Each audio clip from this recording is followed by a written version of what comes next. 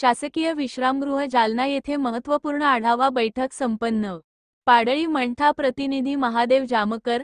आज दिनांक 17 सप्टेंबर 2025 रोजी एकलव्य भिल समाज संघटना प्रदेश अध्यक्ष शिवाजी गांगुर्डे साहेब तसेच उपाध्यक्ष संभाजी बर्डे या दोन संघटनेच्या संदर्भात आढावा बैठक घेण्यात आली। विषय 1. आरक्षण बचाव महामोर्चा। 2. पेसा कायदा सगळीकडच्या आदिवासींना लागू करावी। 3. गायरान जमिनी नावावर करणे। 4. शबरी घरकुल आवास योजना घरकुल योजना 100% राबविणे। 5. आदिवासी समाजाच्या जातीने प्रमाणपत्र लवकरच कॅम्प लावून वाटप करणे। 6. आदिवासी समाजाचे सॅमसंग भूमी प्रश्न मार्गी लावणे। 7. आदिवासी समाजाला जो निधी दुसरीकडे वापरण्यात येतो तो आदिवासी योजना शासनाने वापरावा। 8. जालना येथे आदिवासी मुलाचे वसतिगृह संथ गतीने काम चालू आहे ते वेगाने करण्यात यावे।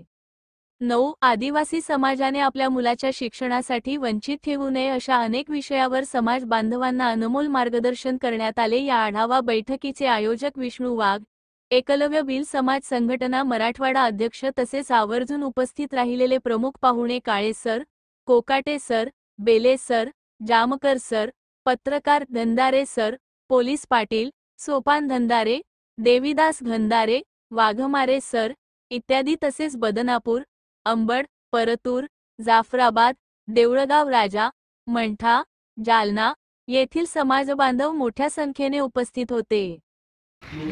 आज दिनांक 17 सप्टेंबर 2025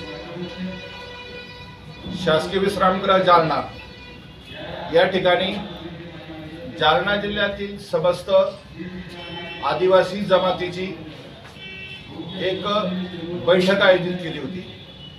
या बैठकीतील प्रमुख विषय होता की संविधानिक आदिवासींना दिले जे हक्काधिकार आहेत हे हक्काधिकार यामध्ये प्रवेश करण्यासाठी या महाराष्ट्रातील धनगर समाज, बंजारा समाज या वंजारी समाज यांनी जो महाराष्ट्रामध्ये राज्य सरकारवर दबाव टाकण्याचा जो प्रयत्न करीत आहे, हैदराबाद गॅजेटच्या आडून तो डाव यशस्वी होऊ नये, तो डाव उधळून लावण्यासाठी आज शासकीय विश्रामगृहावर बैठक आयोजित केलेली होती। आणि यामध्ये मोठ्या प्रमाणामध्ये जालना जिल्ह्यातील, औरंगाबाद जिल्ह्यातील आदिवासी, पारधी, अंध, महादेव कुळी आणि भिल्ल समाज उपस्थित होता। जो आदिवासींना संवैधानिक हक्काधिकार दिलेला आहे, या हक्काधिकाराची या जाती पायमल्ली करीत आहेत। या देशातील संविधानाने आणि राष्ट्रपतीने अनुसूचित जमातीमध्ये कोण जाती आहेत याची ओळख यापूर्वीच केलेली आहे, परंतु नाम साधर्म्य आणि दुसऱ्या राज्यातील जातीचा उल्लेख असलेल्या ज्या काही जाती आहेत त्या जाती त्याचा आधार घेऊन आमच्यामध्ये म्हणजेच आदिवासीमध्ये घुसण्याचा प्रयत्न करीत आहेत।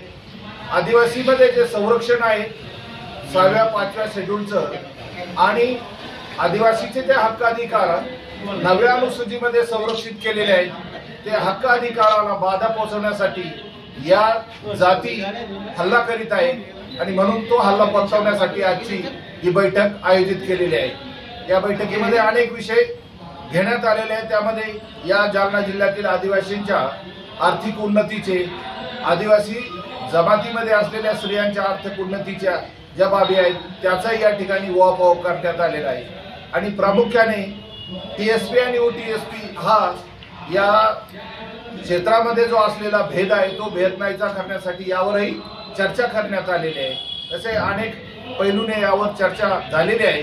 आणि प्रामुख्याने जालना जिल्ह्यामध्ये जे आदिवासी मुलामुलींचे शासकीय वसतिगृह आहे, हे वसतिगृह काम अपूर्ण अवस्थेत आहे, त्याला पूर्णत्वास नेण्यासाठी या ठिकाणी जो कोणी ठेकेदार आहे तो प्रगती पथावर नाहीये, त्यासाठी यामध्ये काय नेमका घोटाळा चालू आहे याही बाबीवर प्रामुख्याने या मीटिंगमध्ये चर्चा करण्यात आलेली आहे।